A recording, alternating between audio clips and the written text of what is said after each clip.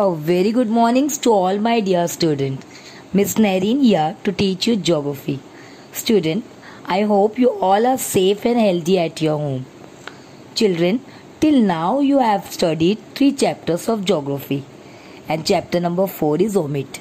Today I will be teaching you chapter number 5, that is precipitation. Now let's see the introduction.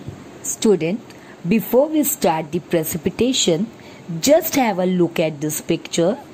What you can see in this picture? In this picture you can see that on the blades of grass you can see some drops of water. Now what are these drops of water? Yes, this is nothing but the dewdrops. Now the question arises in your mind. From where does the drops of water coming on the blades? From where these dewdrops are coming? The question arises like this, correct? Now let's see the next picture. Yes, it's beautiful picture of snowy area in Kashmir. Okay, during this time in Kashmir, many people enjoy, mainly the children. They have various competitions like snowman making and all, and they enjoy a lot with the snow. So the question arises, why isn't snow found in our surrounding? If snow falls in our surrounding, we would also enjoy with this. Why isn't it falling over here? Students, now see this picture. What is it showing? Yes, rainfall. Generally, it rains in the month of June to September in our region. So this is a time where agricultural activities take place in our country. Now the question arises, from where these raindrops are coming? See this picture. This picture is showing you about the London. There is a fog like this till in the afternoon in winter. Actually, how this fog is made? Because of the hot and cold wind, the fog is formed. Now the question arises, why don't we have fog like this? Even we are having winter. Why we are not having fog in the afternoon in our places? Now see the next picture. This picture is showing you some hailstones. The hailstone destroy the standing crops in the field. Why does the hailstone destroy the standing crops in the field? Hailstones are very much big and heavy. When they fall, it destroys crops, not only standing crops but also lives and properties. Students, you can imagine the stone which will fall down from the sky. What will happen? Here we are having a question. Why don't we get hailstone frequently? Why rarely we get hailstones? So answers to all these questions which have arises because of these pictures. Here we are going to learn in this lesson precipitation. Let's start with our geographical explanation. Students, as we all know that 70.8% part of the earth's surface is full of water. 70.8% here means 71%. Generally, where we talk about it, we say 71% of earth's surface is full of water. We have learnt about it, we know about it, but this water which is present only on the earth's surface, which is not at all evenly distributed. It is unevenly distributed. Somewhere it is too less, somewhere it is too much. Students, in the above pictures, we have seen or experienced the different forms of condensations. So why this condensation take place? Condensation mainly take place because of the changes taking place in the atmosphere. If there is a change in the atmosphere, then the condensation also changes. For example, in some places we found dewdrops. In some places we found snowfall. Some places we found rainfall. Some places it is hailstones. While some places is having fog. So this condensation is changing in different places because of the atmospheric conditions which is changing. Now let's continue our lesson, that is precipitation. What is precipitation actually? Students, as you all know that the water that is evaporated due to the heat of the sun come down in the other form, whether it is in solid form or liquid form, but it is going to come back to the earth's surface. That is only called as precipitation. Snow, hailstones, rainfall are the various forms of precipitations. Let's talk about some of the precipitations. First, we will talk about snow.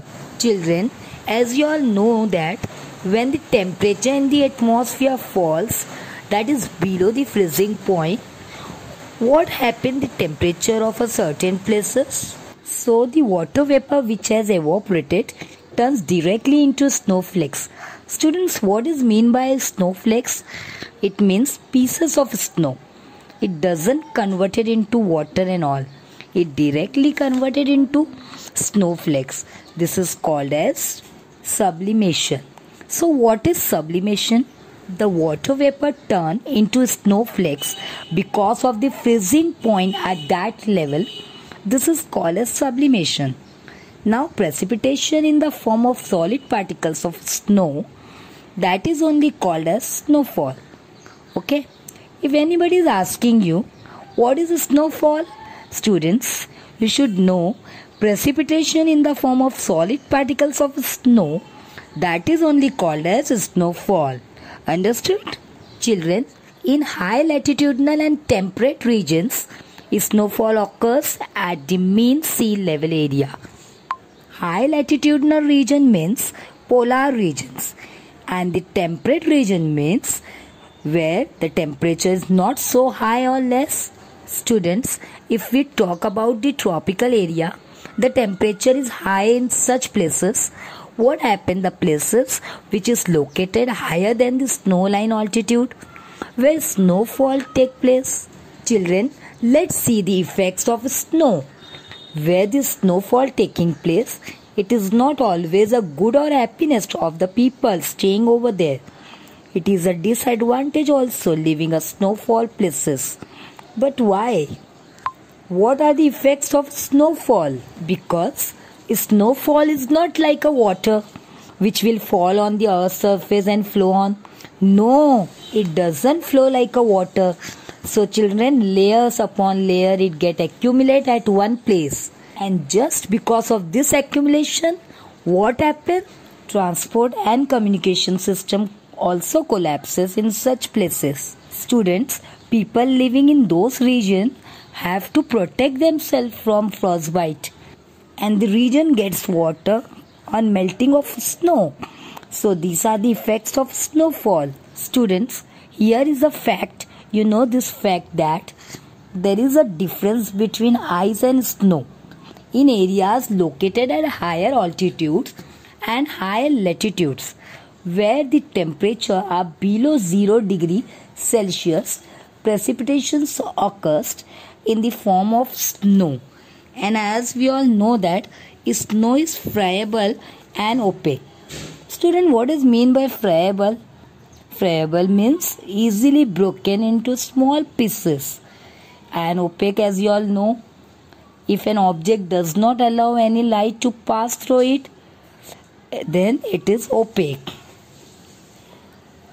This snow accumulates in the form of layers on top of each other. Because of the pressure from the upper layers, the lower layers of the snow becomes homogeneous, massive and transparent. Massive transparent snow formed in such a way is called ice. When temperature drops below freezing point, a layer of ice forms on the lake surface, and this layer floats on the surface of reservoirs. This ice is not related to snowfall directly. Now next precipitation we are going to see is hail. Sometimes what happens? Just because of the heat of the sun, the evaporation take place. The air become light in weight and it goes high up into the atmosphere. Student, at higher altitudes temperature reduces, condensation take place. It forms water droplets that time.